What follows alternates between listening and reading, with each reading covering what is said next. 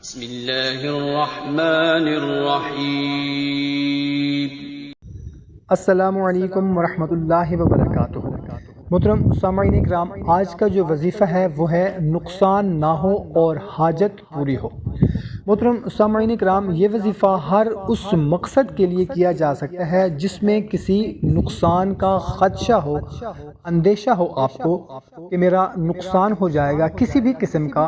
کوئی اندیشہ ہو، کوئی خدشہ ہو نقصان ہونے کا، یا پھر کوئی آپ کا نقصان ہو چکا ہو تو اس کے متبادل اللہ سے مانگنے کے لیے مجرب وظیفہ ہے۔ انشاءاللہ عز و جل اگر آپ جمعۃ المبارک کے دن اس وظیفہ کو پڑھ لیں گے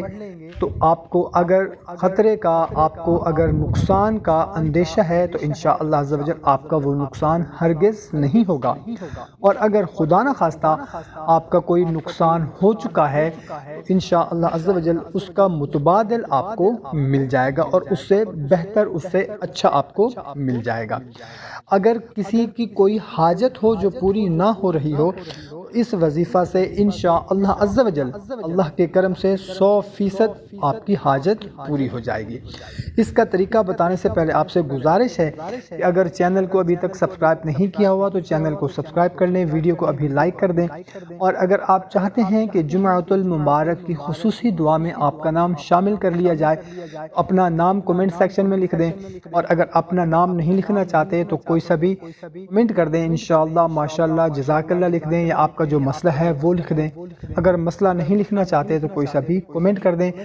آپ کا نام جمعۃ المبارک کی خصوصی دعا میں شامل کر دیا جائے گا، جزاک اللہ۔ تو محترم سامعین اکرام، اس کا طریقہ کار کچھ یوں ہے کہ اول اور آخر آپ نے 11 مرتبہ درود شریف پڑھنا ہے۔ جمعۃ المبارک کے دن کسی بھی وقت آپ اس وظیفہ کو کر سکتے ہیں، اور اول اور آخر 11 مرتبہ درود شریف پڑھنے کے بعد درمیان میں آپ نے 1001 مرتبہ، تعداد کا خاص خیال رکھنا ہے،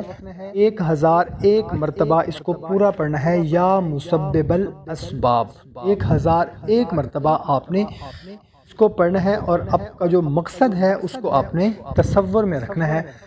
کوئی بھی آپ کا مقصد ہے، پھر اللہ سے آپ نے دعا کرنی ہے۔ اس وظیفہ کو آپ نے جمعۃ المبارک کے دن کرنا ہے، اور پھر اللہ پر توکل کر لینا ہے۔ انشاءاللہ عز و جل